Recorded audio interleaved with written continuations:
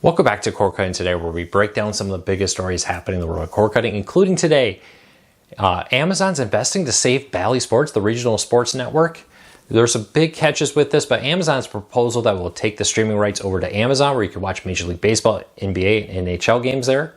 But there's some big catches, especially for the NBA and NHL side of it. We'll break down what's happening there.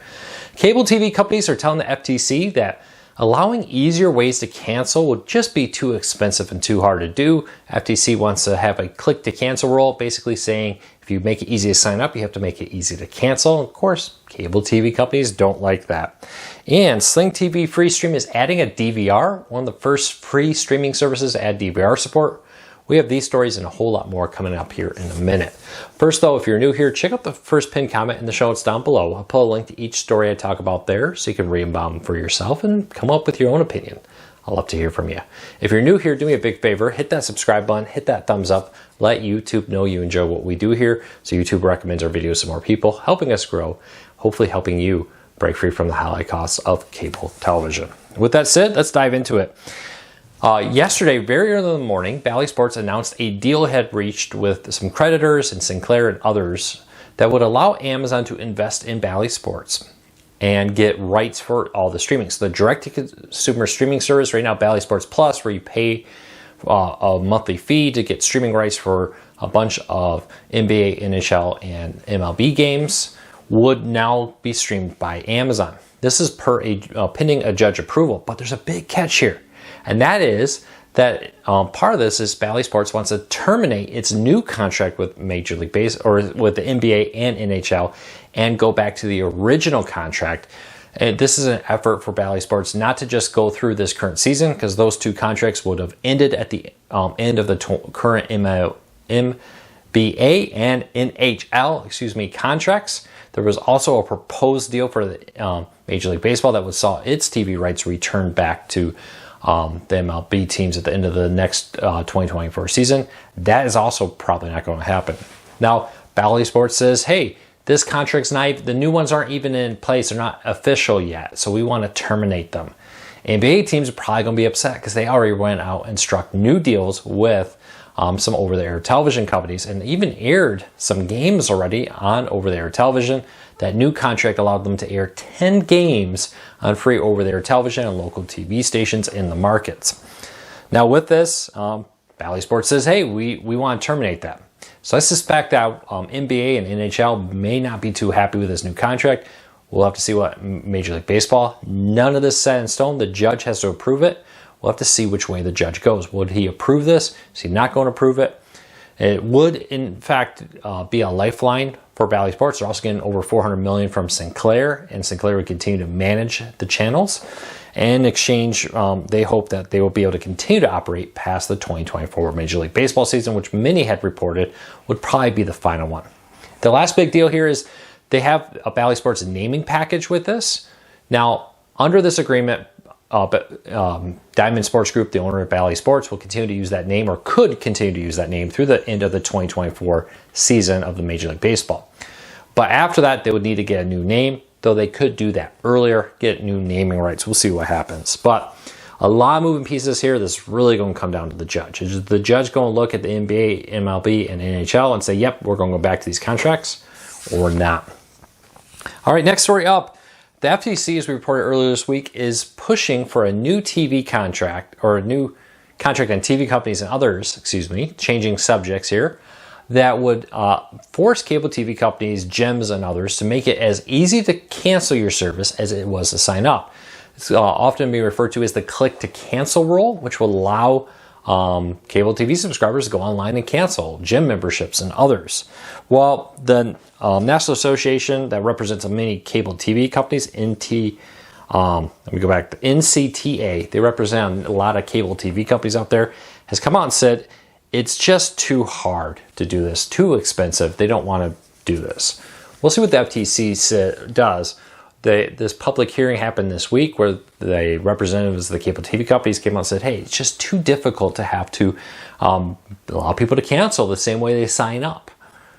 We'll see what the FTC says. I would suspect this rule is going to go into effect, and like I said earlier this week, I suspect it will probably end up in the courts and be challenged. We'll keep a very close eye on it. But do you think it's really too difficult, or is the cable TV companies just not want to do that? All right, Sling TV Free Stream. Now, this is the free streaming service. You don't need to be a subscriber to Sling TV to use it. It works through the Sling TV app and gives you access to free movies, television, and live channels through the app. They're adding a free DVR for customers, 10 hours of DVR storage you can use, making it one of the first free services out there to also include a free DVR. With it, you just have to download the app. Now, this is a nice addition. They have over 430 channels and dozens of movies and television shows available on demand.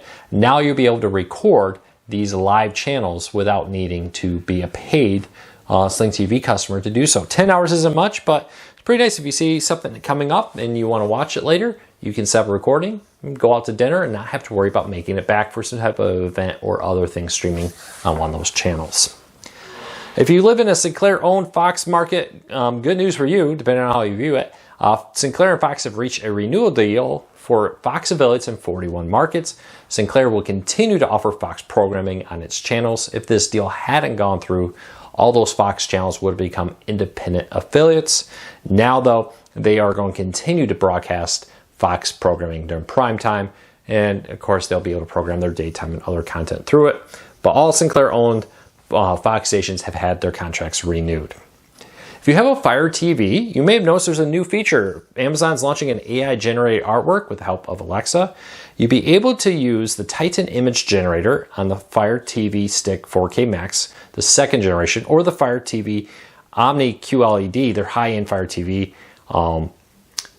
branded smart TV, to be able to use the Fire TV app and experience, giving it an idea of what kind of image you want to see, and it will use AI to create a screensaver based on an image you suggested it uses. Kind of a cool feature if you want a screensaver. Question to you, do you use the screensaver on your smart TV a lot, or do you just turn it off? How often do you do that? Leave me a comment, let me know. I'll love to hear from you on what you do with a lot of this. All right, next story up. The price of T-Mobile's 5G home internet is going up today when I post this. It's going up to $60 a month for new customers. Older customers get to keep their current pricing under the price lock guarantee. New customers will, starting on January 18th, pay $60 a month. That's assuming they're doing a auto pay with this. That'll bring it up to $60 a month. Unless you're a T-Mobile voice line customer and select plans, then it'll be $50 a month. Again, though, you have to be on auto pay, or it's going to cost you $5 more a month. The biggest catch here is T-Mobile is removing the price lock guarantee going forward, though they do say if they raise the price, they will be willing to cancel your service and give you a free month at the end of it if you don't like the new price hike they do. But no more price lock guarantees, but current customers who had it will be able to continue to use their price lock with this, as long as they don't make changes to their plan. If they make changes to their service, then they lose their price lock of $50 a month, or I think it was 30-something, $35 for select customers. Speaking of 5G home internet, AT&T is reportedly trying to improve their 5G home internet. They are working on a new modem spotted by the Mobile Report. This new modem would be significantly better than the current one, allowing better speeds, better Wi-Fi, and other features to help make AT&T internet better. So this is spotted by FCC filings, and we're probably still a ways away, but AT&T is working on making their 5G home internet service even better. So check that out. Anybody use AT&T Air, which is the name of their 5G service? Leave me a comment, let me know. Google Wi-Fi and Google Nest Wi-Fi Pros are gone from the Google Store. We've heard for almost a year now that Google was working on a new updated Wi-Fi network, and in the recent few weeks, they've had some pretty hefty sales on the Pro and Standard version. Now it's been removed from the Google Wi-Fi Store, and that or Google Store, their Wi-Fi routers. This suggests that we're probably getting pretty close to a new one coming soon. I doubt Google's going to completely walk away from the Wi-Fi networks. We'll see, but for now, Google's new Wi-Fi Pro routers and their standard versions are no longer for sale. You can still find them on third-party sellers like Amazon, Best Buy, and other places. And lastly, if you have a public library card and you use Hoopla, which is a free movie, television, and audiobook music streaming service, they have a new feature now which will allow you to get free tickets to hundreds of film festivals out there and allow you to attend a bunch of film festivals. Pretty cool feature if you love movies and television shows, you can check out. Apologize, my nephew in the background, if you hear him, sounds like he's being a little unhappy all of a second. But we have family here visiting us for the week as we get ready to head back here in about a week. But check out Hoopla Digital. If you're not using your public library, you really should. There's a lot of great content out there. So, question of the day. If you have a question for me, leave a comment down below and start off with something like a question for Luke so I know it's something you want me to answer here. I get a lot of questions about what I think is the best option for home internet. What do people recommend? There's 5G, satellite, fiber, and cable. And honestly, I think all of them are great. You just need to shop around in your area, see what's available for you. I think you'd be amazed at the number of options. What is important here, though, is you don't need a crazy amount of speed. 100 down will easily stream multiple 4K Netflix streams with that. Be careful when you talk to agents on the phone or in stores. They're often going to try to talk you into the most expensive package. And my rule of thumb is always this. You can always get a smaller package and upgrade if you decide you want more speed. It's kind of hard to get into the high-end package. Sometimes they try to lock you into contracts and then to downgrade. They make that kind of hard, but they're always willing to upgrade you. So start low and move your way up. Do your research. I think you'd be amazed at how many options you may have. 5G home internet, it's really bringing options to many parts of America. But even fiber. Second company is actually going to roll fiber down my street where I live. So soon I'll have 2 fiber options, a cable company, and a 5G internet option, not to mention satellite internet options. So do your shopping. Don't overpay. Always be willing to upgrade yourself later. Well, that's it for today. I hope you have a fantastic day. We'll be back again real soon with another video.